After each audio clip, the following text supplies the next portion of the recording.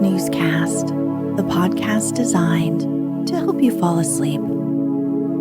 Find us on snoozecast.com and follow us on Instagram at snoozecast to find behind-the-scenes content. If you enjoy our show, you can support us by writing a review on the Apple Podcasts app, sharing us on social media, and of course, you can share us with a friend. This episode is brought to you by our Patreon supporters and by Summer Siestas. Tonight, we'll read from The Red House Mystery by A. Milne, published in 1922. This episode is dedicated to Kerry, who first recommended the author Milne to us. It was Milne's only mystery novel, and yet it was immensely popular. It falls into the locked room whodunnit category. The setting is an English country house where Mark Ablett has been entertaining a house party. The black sheep of his family arrives from Australia, and a mystery ensues.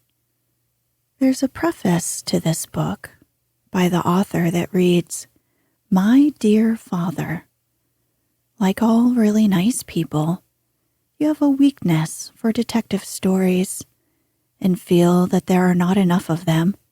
So, after all that you have done for me, the least that I can do for you is to write you one. Here it is, with more gratitude and affection than I can well put down here."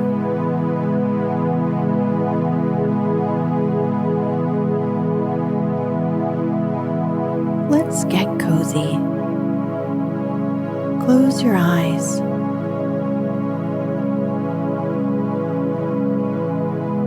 Relax your body into the softness of your bed. Now, take a few deep breaths.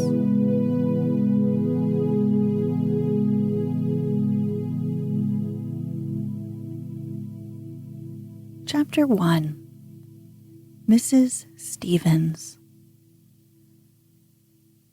In the drowsy heat of the summer afternoon, the red house was taking its siesta.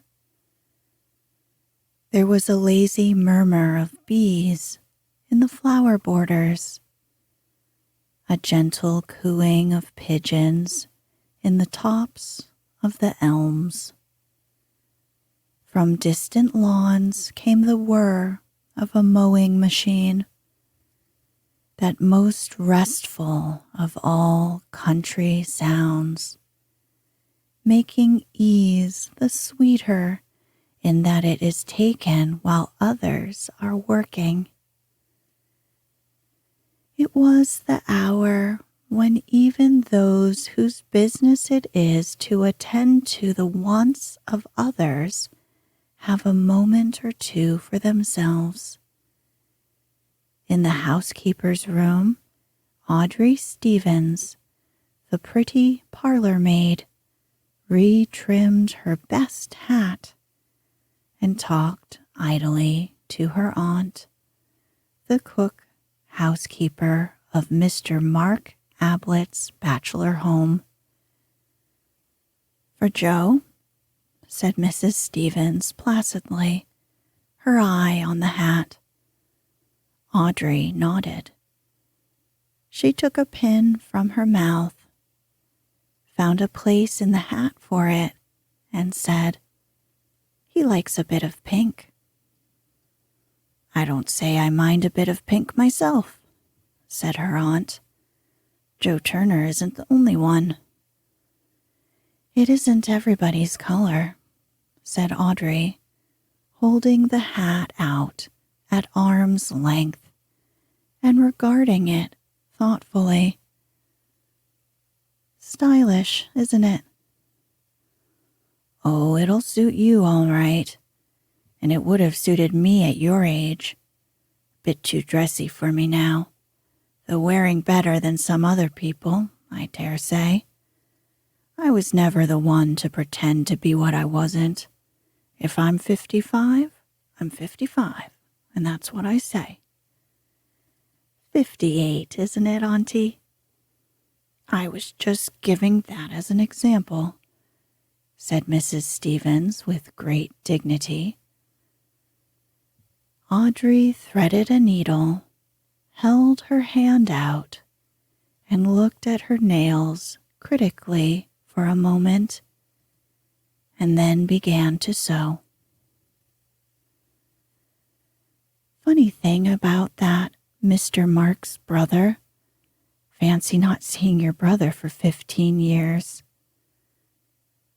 She gave a self-conscious laugh and went on. Wonder what I should do if I didn't see Joe for 15 years. As I told you in this morning, said her aunt, I've been here 5 years and never heard of a brother. I could say that before everybody if I was going to die tomorrow. There's been no brother here while I've been here. Well, you could have knocked me down with a feather when he spoke about him at breakfast this morning. I didn't hear what went before, naturally, but they was all talking about the brother when I went in. Now, what was it I went in for? Hot milk, was it? Or toast? Well, they was all talking, and Mr. Mark turns to me and says, you know his way. Stevens, he says, my brother is coming to see me this afternoon. I'm expecting him about 3, he says. Show him into the office, he says, just like that. Yes, sir, I say quite quietly. But I was never so surprised in my life, not knowing he had a brother. My brother from Australia, he says. There, I'd forgotten that. From Australia. Well, he may have been from Australia, said Mrs. Stevens, judiciously. I can't say for that, not knowing the country, but what I do say is he's never been here. Not while I've been here, and that's 5 years. Well, but, Auntie, he hasn't been here for 15 years. I heard Mr. Mark telling Mr. Cayley. 15 years, he says. Mr. Cayley having asked him when his brother was last in England. Mr. Cayley knew of him. I heard him telling Mr. Beverley, but didn't know when he was last in England, see? So that's why he asked Mr. Mark. I'm not saying anything about 15 years, Audrey. I can only speak for what I know, and that's 5 years Whitsuntide. I can take my oath he's not set foot in this house since 5 years Whitsuntide. And if he's been in Australia, as you say, well, I dare say he's had his reasons. What reasons? Said Audrey, lightly. Never mind what reasons. Being in the place of a mother to you, since your poor mother died, I say this, Audrey. When a gentleman goes to Australia, he has his reasons. And when he stays in Australia 15 years, as Mr. Mark says, and as I know for myself for 5 years, he has his reasons. And a respectably brought-up girl doesn't ask what reasons. Got into trouble, I suppose, said Audrey carelessly. They were saying at breakfast he'd been a wild one. Debts. I'm glad Joe isn't like that. He's got £15 in the post office savings bank. Did I tell you? But there was not to be any more talk of Joe Turner that afternoon. The ringing of a bell brought Audrey to her feet. No longer Audrey, but now Stevens. She arranged her cap in front of the glass. "There, that's the front door," she said. "That's him." "Show him into the office," said Mr. Mark. "I suppose he doesn't want the other ladies and gentlemen to see him. Well, they're all out at their golf, anyhow. Wonder if he's going to say, perhaps he's brought back a lot of gold from Australia. I might hear something about Australia, because if anybody can get gold there, then I don't say but what Joe and I— Now, get on, Audrey. Just going, darling." She went out. To anyone who had just walked down the drive in the August sun, the open door of the red house revealed a delightfully inviting hall, of which even the mere sight was cooling. It was a big, low-roofed, oak-beamed place, with cream-washed walls and diamond-paned windows, blue-curtained. On the right and the left were doors leading into other living rooms, but on the side which faced you as you came in were windows again, looking on to a small grass court. And from open windows to open windows, such air as there was played gently. The staircase went up in broad, low steps along the right-hand wall, and, turning to the left, led you along a gallery which ran across the width of the hall to your bedroom. That is, if you were going to stay the night. Mr. Robert Ablett's intentions in this matter were as yet unknown. As Audrey came across the hall, she gave a little start as she saw Mr. Cayley suddenly sitting unobtrusively in a seat beneath one of the front windows, reading. No reason why he shouldn't be there. Certainly a much cooler place than the golf links on such a day. But somehow there was a deserted air about the house that afternoon, as if all the guests were outside, or perhaps the wisest place of all, up in their bedrooms, sleeping. Mr. Cayley, the master's cousin, was a surprise, and, having given a little exclamation as she came suddenly upon him, she blushed and said, "Oh, I beg your pardon, sir. I didn't see you at first." And he looked up from his book and smiled at her. An attractive smile it was on that big, ugly face. Such a gentleman, Mr. Cayley, she thought to herself as she went on, and wondered what the master would do without him. If this brother, for instance, had to be bundled back to Australia, it was Mr. Cayley who would do most of the bundling. "So this is Mr. Robert," said Audrey to herself as she came in sight of the visitor. She told her aunt afterwards that she would have known him anywhere for Mr. Mark's brother, but she would have said that in any event. Actually, she was surprised.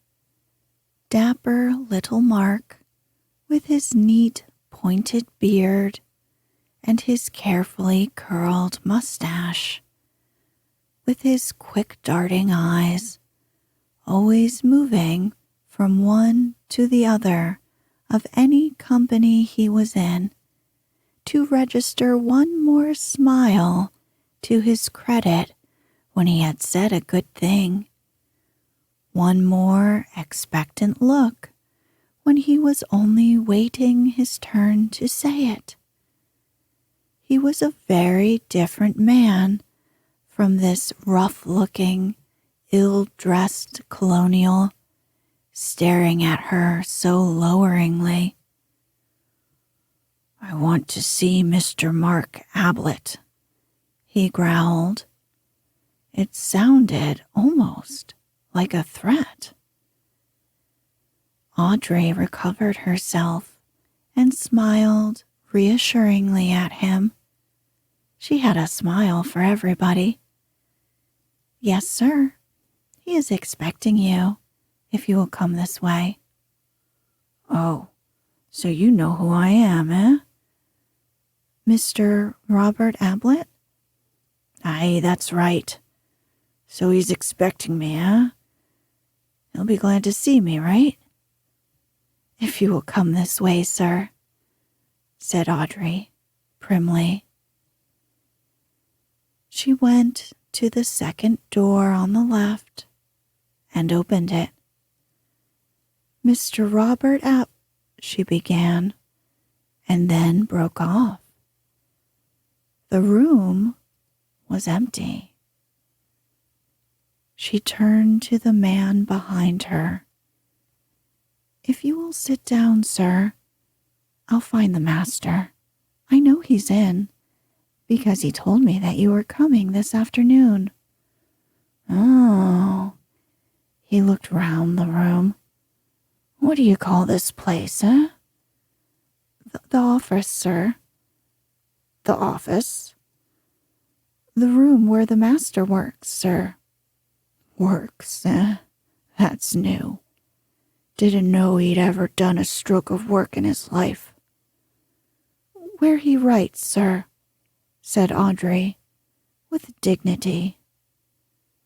The fact that Mr. Mark wrote, though nobody knew what, was a matter of pride in the housekeeper's room. "Not well dressed enough for the drawing room, eh?" "I will tell the master you are here, sir," said Audrey decisively. She closed the door and left him there. Well, here was something to tell Auntie. Her mind was busy at once, going over all the things which he had said to her and she had said to him, quiet-like. Directly I saw him, I said to myself, "Why, you could have knocked her over with a feather." Feathers, indeed, were a perpetual menace to Audrey. However, the immediate business was to find the master. She walked across the hall to the library, glanced in, came back a little uncertainly, and stood in front of Kaylee. "If you please, sir," she said in a low, respectful voice. "Can you tell me where the master is? It's Mr. Robert called." "What?" said Kaylee, looking up from his book. "Who?" Audrey repeated her question. "I don't know. Isn't he in the office? He went up to the temple after lunch. I don't think I've seen him since." "Thank you, sir. I will go up to the temple." Cayley returned to his book. The temple was a brick summer house in the gardens at the back of the house, about 300 yards away. Here Mark meditated sometimes before retiring to the office to put his thoughts upon paper. The thoughts were not of any great value. Moreover, they were given off at the dinner table more often than they got onto paper, and got onto paper more often than they got into print.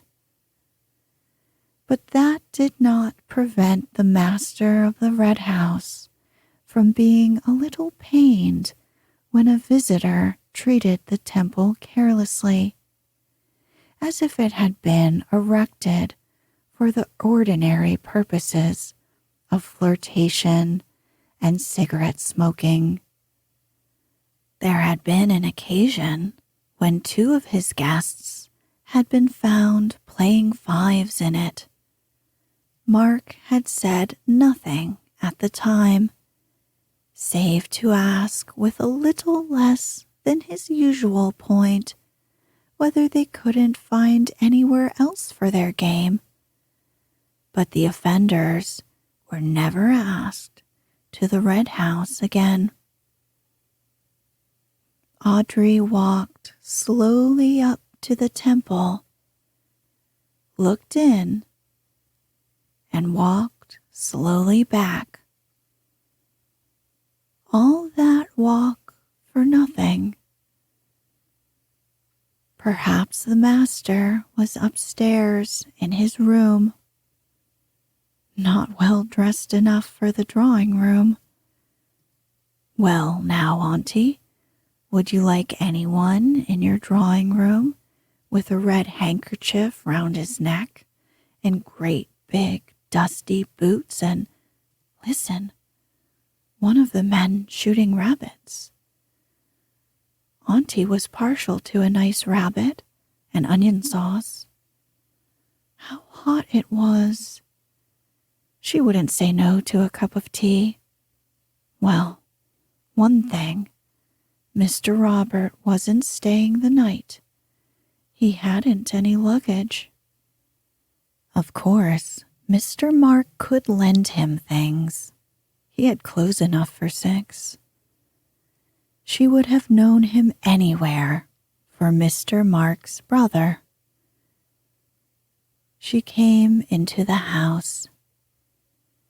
As she passed the housekeeper's room on her way to the hall, the door opened suddenly. "Hello, Aud," said Elsie. "It's Audrey," she said, turning into the room. "Come in, Audrey," called Mrs. Stevens. "What's up?" said Audrey, looking in at the door. "Oh, my dear, you gave me such a turn. Where have you been?" "Up to the temple." "Did you hear anything?" "Hear what?" "Bangs and explosions." "Oh," said Audrey, rather relieved. Elsie was one of the housemaids. "I said to Mrs. Stevens, didn't I, Mrs. Stevens? That was in the house," I said.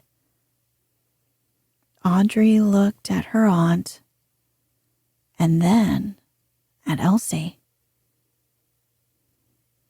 "Do you think he had a revolver with him?" she said in a hushed voice. "Who?" said Elsie excitedly.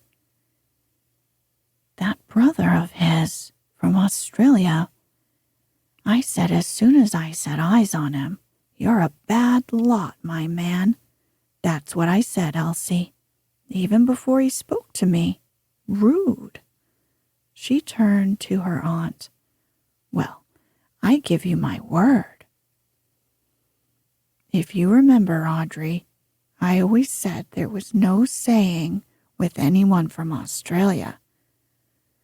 Mrs. Stevens lay back in her chair, breathing rather rapidly. I wouldn't go out of this room now, not if you paid me £100,000. Oh, Mrs. Stevens, said Elsie, who badly wanted 5 shillings for a new pair of shoes. I wouldn't go as far as that, not myself, but there, cried Mrs. Stevens, sitting up with a start. They listened, the 2 girls instinctively coming closer to the old woman's chair. A door was being shaken, kicked, rattled. Listen. Audrey and Elsie looked at each other. They heard a man's voice, loud. Open the door, it was shouting. Open the door, I say, open the door. Don't open the door, cried Mrs. Stevens. Audrey, Elsie, don't let him in. Dang it, open the door, came the voice again. But Mrs. Stevens sat there, waiting. Chapter 2. Mr. Gillingham. Whether Mark Ablett was a bore or not depended on the point of view, but it may be said at once that he never bored his company on the subject of his early life. However, stories get about. There is always somebody who knows. It was understood, and this, anyhow, on Mark's own authority, that his father had been a country clergyman. It was said that, as a boy, Mark had attracted the notice and patronage of some rich old spinster of the neighborhood who had paid for his education, both at school and university. At about the time when he was coming down from Cambridge, his father had died, leaving behind him a few debts as a warning to his family and a reputation for short sermons as an example to his successor. Neither warning nor example seems to have been effective. Mark went to London with an allowance from his patron, and, it is generally agreed, made acquaintance with the moneylenders.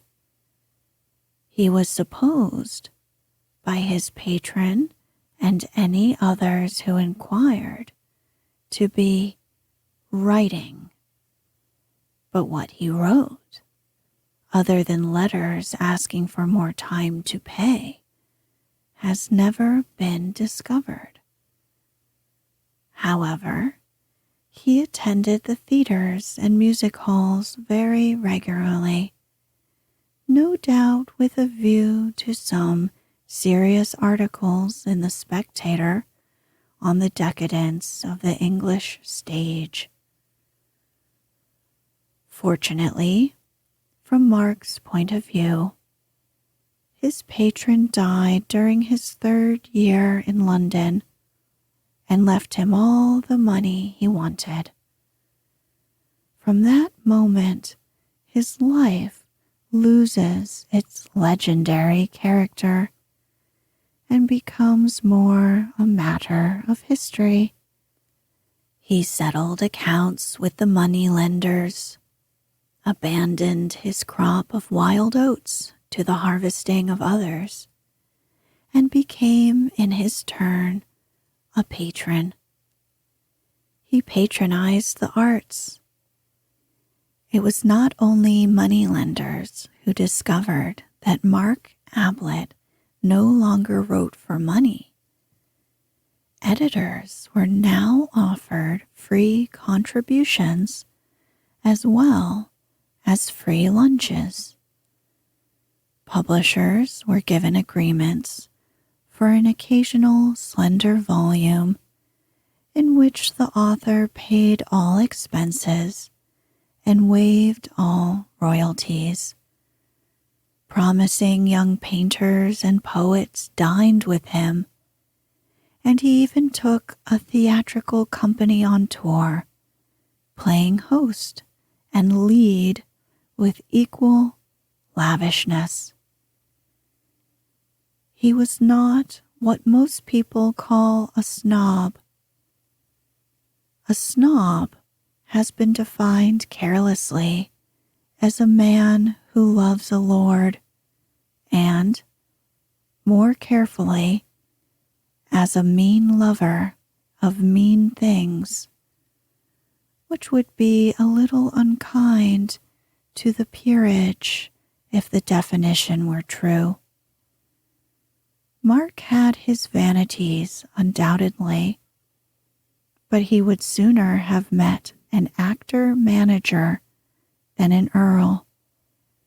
He would have spoken of his friendship with Dante, had that been possible, more glibly than of his friendship with the Duke. Call him a snob if you like, but not the worst kind of snob, a hanger-on, put to the skirts of art, not society, a climber of sorts. His patronage did not stop at the arts. It also included Matthew Cayley, a small cousin of 13, whose circumstances were as limited as had been Mark's own before his patron had rescued him. He sent the Cayley cousin to school and Cambridge. His motives, no doubt, were unworldly enough at first, a mere repaying to his account in the recording angel's book of the generosity which had been lavished on himself, a laying up of treasure in heaven. But it is probable that, as the boy grew up, Mark's designs for his future were based on his own interests as much as those of his cousin, and that a suitably educated Matthew Cayley of 23 was felt by him to be a useful property for a man in his position, a man, that is to say, whose vanities left him so little time for his affairs. Cayley, then, at 23, looked after his cousin's affairs. By this time, Mark had bought the Red House and the considerable amount of land which went with it. Cayley superintended the necessary staff. His duties, indeed, were many. He was not quite secretary, not quite land agent, not quite business advisor, not quite companion, but something of all four. Mark leant upon him and called him Kay, objecting quite rightly in the circumstances to the name of Matthew. Kay, he felt, was, above all, dependable, a big, heavy-jawed, solid fellow who didn't bother you with unnecessary talk, a boon to a man who liked to do most of the talking himself. Kaylee was now 28, but had all the appearance of 40, which was his patron's age. Spasmodically, they entertained a good deal at the Red House, and Mark's preference, call it kindliness or vanity as you please, was for guests who were not in a position to repay his hospitality. Let us have a look at them as they came down to that breakfast, of which Stevens, the parlor maid, had already given us a glimpse. The first to appear was Major Rumbold, a tall, gray-haired, gray-mustached, silent man, wearing a Norfolk coat and gray flannel trousers, who lived on his retired pay and wrote natural history articles for the papers. He inspected the dishes on the side table, decided carefully on what to pick, and got to work on it. He had passed on to a sausage by the time of the next arrival. This was Bill Beverly, a cheerful young man in white flannel trousers and a blazer. "Hello, Major," he said as he came in. "How's the gout?" "It isn't gout," said the Major gruffly. "Well, whatever it is." The Major grunted. "I make a point of being polite at breakfast," said Bill, helping himself largely to porridge. "Most people are so rude. That's why I asked you. But don't tell me if it's a secret. Coffee?" he added, as he poured himself out a cup. "No, thanks. I never drink till I've finished eating." "Quite right, Major. It's only manners." He sat down opposite to the other. "Well, we've got a good day for our game. It's going to be dashed hot, but that's where Betty and I score. On the 5th green, your old wound, the one you got in that frontier skirmish in '43, will begin to trouble you. On the 8th, your liver, undermined by years of curry, will drop to pieces. On the 12th, oh, shut up, you ass. Well, I'm only warning you. Hello, good morning, Miss Norris. I was just telling the Major what was going to happen to you and him this morning. Do you want any assistance, or do you prefer choosing your own breakfast?" "Please don't get up," said Miss Norris. "I'll help myself. Good morning, Major." She smiled pleasantly at him. The Major nodded. "Good morning. Going to be hot." "As I was telling him," began Bill, "that's where— Oh, hello, here's Betty. Morning, Kaylee." Betty Calladine and Kaylee had come in together. Betty was the 18-year-old daughter of Mrs. John Calladine, widow of the painter, who was acting hostess on this occasion for Mark. Ruth Norris took herself seriously as an actress and, on her holidays, seriously as a golfer. She was quite competent at either. "By the way, the car will be round at 10:30, said Kaylee, looking up from his letters. "You're lunching there and driving back directly afterwards. Isn't that right?"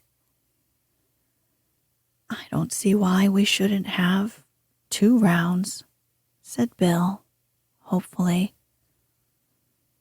"Much too hot in the afternoon," said the Major. "Get back comfortably for tea." Mark came in. He was generally the last. He greeted them and sat down to toast and tea. Breakfast was not his meal. The others chattered gently while he read his letters. "Good God," said Mark, suddenly. There was an instinctive turning of heads towards him. "I beg your pardon, Miss Norris. Sorry, Betty." Miss Norris smiled her forgiveness. She often wanted to say it herself, particularly at rehearsals. "I say, Kay," he was frowning to himself, annoyed, puzzled. He held up a letter and shook it. "Who do you think this is from?" Kaylee, at the other side of the table, shrugged his shoulders. How could he possibly guess? "Robert," said Mark. "Robert?" It was difficult to surprise Kaylee. "Well?" "It's all very well to say 'well' like that," said Mark peevishly. "He's coming here this afternoon." "I thought he was in Australia or somewhere." "Of course, so did I." He looked across at Rumbold. "Got any brothers, Major?" "No." "Well, take my advice. Don't have any." "Not likely now," said the Major. Bill laughed. Miss Norris said politely, "But you haven't any brothers, Mr. Ablett?" "One," said Mark grimly. "If you're back in time, you'll see him this afternoon. He'll probably ask you to lend him £5. Don't." Everybody felt a little uncomfortable. "I've got a brother," said Bill, helpfully, "but I always borrow from him." "Like Robert," said Mark. "When was he in England last?" asked Kaylee. "About 15 years ago, wasn't it? He'd have been a boy, of course." "Yes, I remember him once about then, but I didn't know if he had been back since."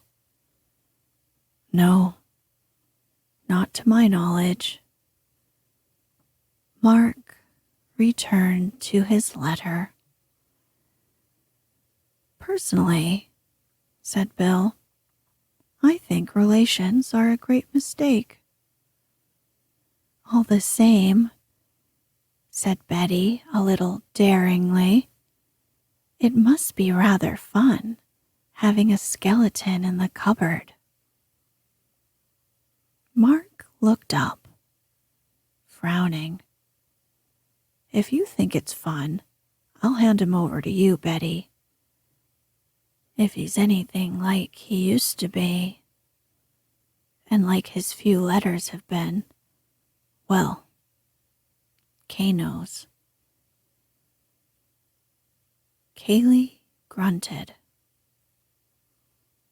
"All I knew was that one didn't ask questions about him."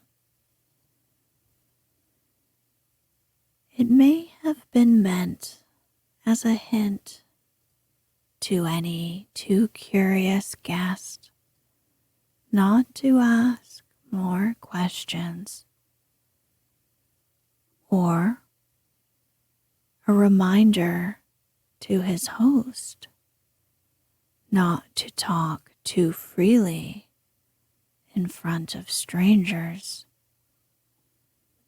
although he gave it the sound of a mere statement of fact.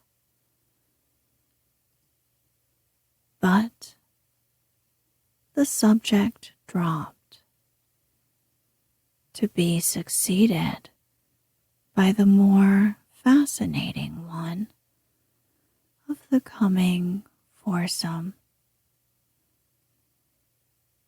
Mrs. Calladine was driving over with the players in order to lunch with an old friend who lived near the links,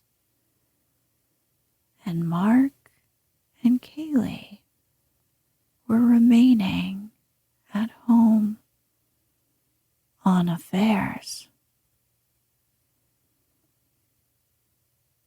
Apparently, affairs were now to include a prodigal brother, but that need not make the foursome less enjoyable. At about the time when the Major, for whatever reasons, was fluffing his tea shot at the 16th, and Mark and his cousin were at their business at the Red House. An attractive gentleman of the name of Anthony Gillingham was handing up his ticket at Woodham Station and asking the way to the village. Having received directions, he left his bag with the station master and walked off leisurely. He is an important person to this story, so that it is as well we should know something about him before letting him loose in it. Let us stop him at the top of the hill on some excuse and have a good look at him. The first thing we realize is that he is doing